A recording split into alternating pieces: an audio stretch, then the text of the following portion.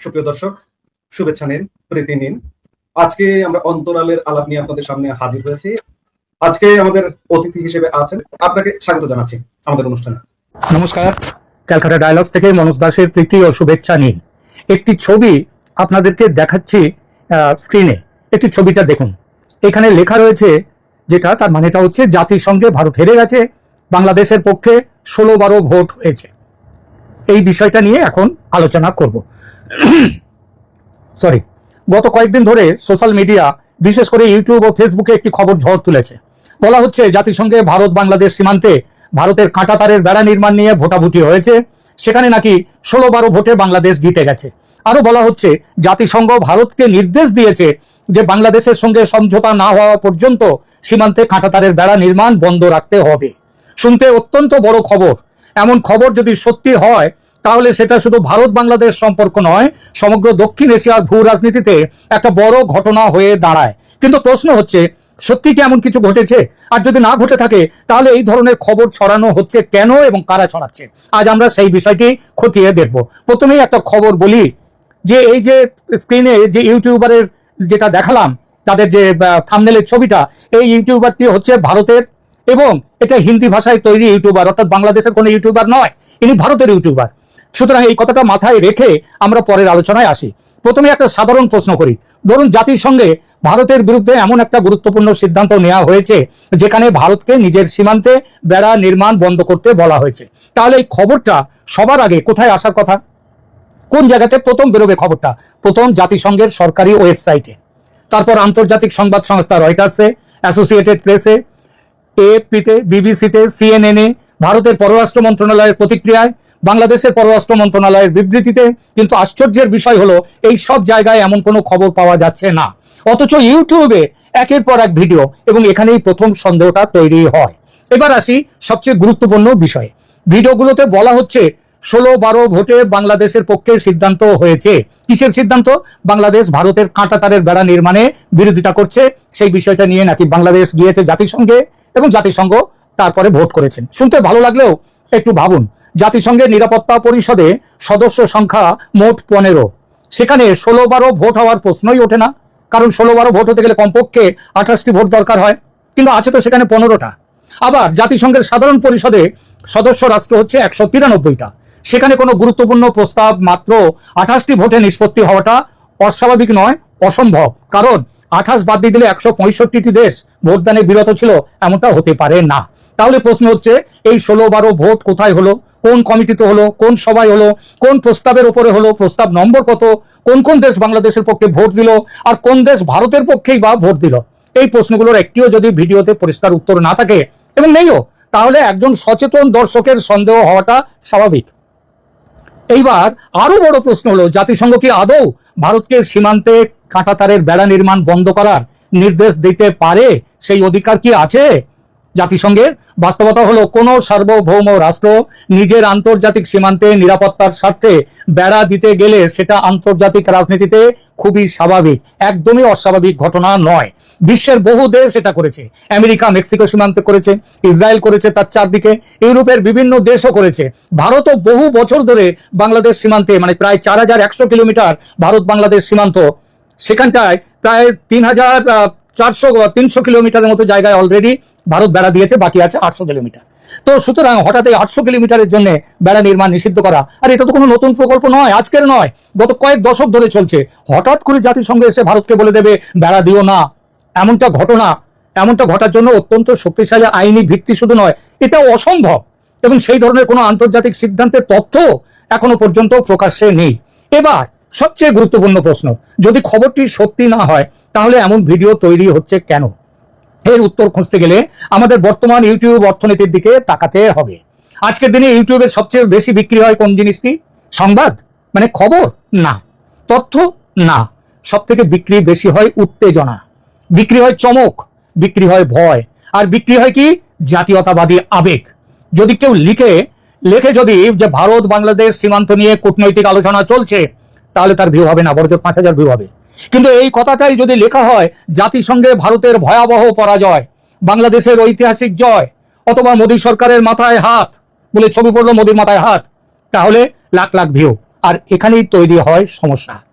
এর সাথে যুক্ত হয়েছে আরেকটি বিপজ্জনক জিনিস, সেটা হচ্ছে প্রযুক্তি, আর্টিফিশিয়াল ইন্টেলিজেন্স। আজকের দিনে কয়েক মিনিটের মধ্যেই কোনো সাংবাদিকের কণ্ঠস্বর নকল করা যায়, কোনো সংবাদ পাঠকের মুখ তৈরি করা যায়, এমনকি সম্পূর্ণ ভুয়া নিউজ স্টুডিও সেটাও বানানো যায়। কয়েক বছর আগে যা করতে বড় স্টুডিও লাগতো, আজ সেটা একটা ল্যাপটপেই হয়ে যায়। ফলে দর্শকের সামনে এমন ভিডিও আসছে যা দেখতে পুরোপুরি নিউজ চ্যানেলের মতো, শুনতে পুরোপুরি বাস্তব, কিন্তু তথ্যের ভিত্তিতে শূন্য। আর এই ধরনের এই আর্টিফিশিয়াল ইন্টেলিজেন্স ব্যবহার করে যে ভিডিওর ছবিটি দেখালাম, সেই ভিডিওটি তৈরি করেছে ভারতেরই একজন হিন্দি ভাষী নিউজ চ্যানেল নয়, এই চ্যানেলের নামটাও আমি এর আগে কোনোদিন শুনিনি, একদম নতুন চ্যানেল। এবং তার ভিউজ হয়েছে কত জানেন? মাত্র কয়েক ঘন্টায় 2,72,000 ভিউজ অলরেডি হয়ে গেছে। সবচেয়ে উদ্বেগের বিষয় হলো, অনেক সময় এই ভিডিওগুলো এমন ব্যক্তির নাম ব্যবহার করে, যেমন এখানেও ব্যবহার করেছে একজন অতি পরিচিত সাংবাদিকের নাম। সেই সাংবাদিক যেন সব বলছেন, যাদের এই সাংবাদিক হচ্ছে কিন্তু আবার জাতীয়তাবাদী সাংবাদিক, এদের দীর্ঘদিনের একটা বিশ্বাসযোগ্যতা রয়েছে। আর এটা থাকলে, এই সব মুখ ব্যবহার করলে দর্শক তখন ভাবেন, আরে এই মানুষটা তো খুব চেনা সাংবাদিক, উনি তো ভুয়া কথা বলবেন না। কিন্তু বাস্তবে দেখা যায় সাংবাদিক এই নামটাই জানেন না, সাংবাদিকের নাম ব্যবহার করা হয়েছে, কণ্ঠস্বর নকল করা হয়েছে, অথবা তার পুরনো বক্তব্য কেটে নতুন প্রসঙ্গ জুড়ে দেওয়া হয়েছে। এটাই এআই যুগের নতুন চ্যালেঞ্জ। তাহলে একজন সাধারণ দর্শক কিভাবে বুঝবেন? দেখুন, যে কোনো সংবাদপত্র, সংবাদ মাধ্যম, সে ইউটিউব বলুন কিংবা কোনো প্রতিষ্ঠিত সংবাদ মাধ্যম, তারা কোনো বিষয়ের বিশ্লেষণ করার অধিকার আছে তাদের মতো করে। সেই বিশ্লেষণ কখনো সত্যি হতে পারে, কখনো সত্যি হয় না, সত্যি নাও হতে পারে। এবং বেশিরভাগ ক্ষেত্রে বড় সংবাদপত্র, এই যে দেখুন যে ট্রাম্প সাহেব আমেরিকা থেকে এসে ইরানের উপরে আক্রমণ করলেন, ইসরায়েলকে নিয়ে। ইচ্ছা ছিল কি 3-4 দিনের মধ্যেই ইরান যুদ্ধে ইরানকে খতম করে দেবে, ইরানকে পায়ের তলায় এনে ফেলবে। তা হয়নি। মানে প্রায় 120-25 দিন হয়ে গেল। তারপরেও দেখা গেল যখন যুদ্ধ শেষ হচ্ছে না, তখন আমেরিকাকে বাধ্য হতে হলো নিজেদের স্বার্থ বিসর্জন দিয়ে একটা যুদ্ধবিরতি চুক্তি, শান্তি চুক্তি স্বাক্ষর করতে। তাও 60 দিনের জন্য হয়েছে, 60 দিন পরে কি হবে সেটা বলা যায় না। তার মানে ট্রাম্পের যে বিশ্লেষণ, সেখানে ভুল ছিল ট্রাম্পের। সুতরাং ভুল বিশ্লেষণ সবাই করতে পারে, সেটাই হয়। তাহলে একজন সাধারণ দর্শক কিভাবে বুঝবেন যে কোন চ্যানেল এটা টোটালি এটা মিথ্যে কথা বলার জন্য, এটা বিশ্লেষণ নয়? আমরা অনেক সময় অনেক কথা বলি, তার সে মিলবে না। যেমন আমি নিজে বলেছিলাম শেখ হাসিনা শিগগির ফিরে যাবেন বাংলাদেশে, তিনি শিগগির ফেরেননি। আমি কেন? অনেকেই বলেছেন শেখ হাসিনা এতদিনের মধ্যে ফিরবেন, শেখ হাসিনা নিজেও বলেছেন তিনি ফেরেননি। কিন্তু আমি বলেছিলাম যে মোহাম্মদ ইউনূস সরকারের, তার আয়ু বেশি দিনের নয়, বেশি দিন থাকতে পারেন না, তিনি চলে যেতে বাধ্য হয়েছেন। এখনো বলছি আমাদের বিশ্লেষণে তারেক রহমানও বেশি দিন থাকতে পারবেন না, সেটাও দেখা যাবে। কিন্তু আমাদের বিশ্লেষণ ঠিক হতেও পারে, নাও হতে পারে।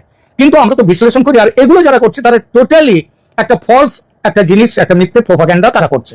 এই প্রোপাগান্ডাটা ভারতের সাংবাদিক, হিন্দি চ্যানেলের সাংবাদিক যারাই এটা করেছে, তারা কোনোভাবেই এই জিনিসটা কিন্তু মানে বাংলাদেশের সাফাই গাইতে আসেনি। তাদের সহজ উদ্দেশ্যটা কি? সোজা উদ্দেশ্য ভিউজ বাড়ানো। এবং এই পর্যন্ত বললাম মাত্র কয়েক ঘন্টায় 2,72,000 ভিউজ হয়ে গেছে, হয়তো তার মধ্যে বাংলাদেশের মানুষও রয়েছেন। সুতরাং তাহলে একজন সাধারণ দর্শক তিনি কিভাবে বুঝবেন যে এই যে ভিডিও, এই ইউটিউবার কিংবা ভিডিও, এটা ভুল, এটা মিথ্যে, এটা প্রোপাগান্ডা? এর কিছু সহজ নিয়ম আছে। প্রথমত, ভিডিওতে যদি বড় দাবি করা হয়, মানে যেমন এখানে করা হয়েছে রাষ্ট্রসংঘের দাবি, তাহলে সরকারি নথির লিঙ্ক কোথায় আছে? দ্বিতীয়ত, রয়টার্স, এপি, বিবিসি এরাও কি একই খবর দিয়েছে? এখানে কেউ দেয়নি, সেটা লক্ষ্য রাখবেন। তৃতীয়ত, ভিডিও কি তথ্য দিচ্ছে নাকি শুধু উত্তেজনা তৈরি করছে? এখানে পরিষ্কার ওই থাম্বনেল দেখেই বোঝা যাচ্ছে উত্তেজনা তৈরি করছে। চতুর্থত, ভিডিও থেকে নির্দিষ্ট নথি, তারিখ, প্রস্তাব নম্বর, ভোটের বিবরণ আছে? কিচ্ছু নেই। নাকি শুধু বলা হচ্ছে বড় খবর, বিশ্ব কাঁপানো ঘটনা, ভারতের মাথায় বাজ পড়েছে, বাংলাদেশের ঐতিহাসিক জয়। এসব শব্দ যত বাড়বে সন্দেহ ততটাই বাড়া উচিত। এখানে একটা বিষয় পরিষ্কার করে বলা দরকার, ভারত ও বাংলাদেশের মধ্যে সীমান্ত নিয়ে মতবিরোধ হচ্ছে, কাঁটাতারের বেড়া নিয়েও মতবিরোধ হচ্ছে, শূন্য রেখা নিয়ে মতবিরোধ আছে, অনুপ্রবেশ, পাচার, সীমান্ত নিরাপত্তা নিয়েও মতবিরোধ আছে। এসব বাস্তব সমস্যা। এখানে একটা বিষয় পরিষ্কার করে বলা দরকার, ভারত ও বাংলাদেশের মধ্যে সীমান্ত নিয়ে মতবিরোধ আছে, কাঁটাতারের বেড়া নিয়েও মতবিরোধ আছে, শূন্য রেখা নিয়ে মতবিরোধ আছে, অনুপ্রবেশ, পাচার, সীমান্ত নিরাপত্তা, পুশব্যাক সব নিয়ে মতবিরোধ আছে। এসব বাস্তব সমস্যা। এসব নিয়ে দুই দেশের মধ্যে আলোচনা হয় মাঝে মাঝেই, কখনো আলোচনা ইতিবাচক, কখনো নেতিবাচক ফলাফল, কখনো উত্তেজনাও তৈরি হয়। কিন্তু বাস্তব রাজনৈতিক সমস্যা আর ইউটিউবের কাল্পনিক নাটক, এই দুটো জিনিস এক নয়।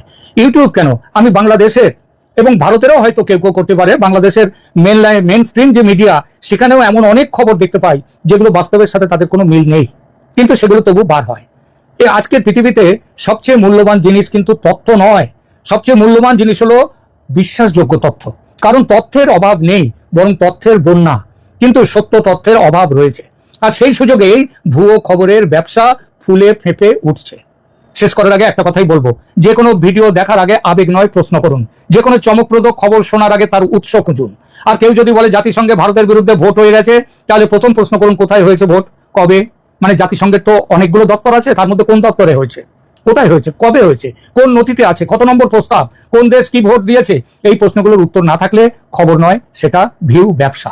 এবং এআই এর যুগে ভিউ ব্যবসার এই কারখানা দিন দিন আরো বড় হচ্ছে। ঠিক আছে, কেমন লাগলো আমাদের আজকের এই ভিডিও সেটা কমেন্ট করে জানান, লাইক দিন, শেয়ার করুন এবং অবশ্যই সাবস্ক্রাইব করতে ভুলবেন না, কারণ সত্য খবর দেয়, শিরোনাম নয়। ধন্যবাদ।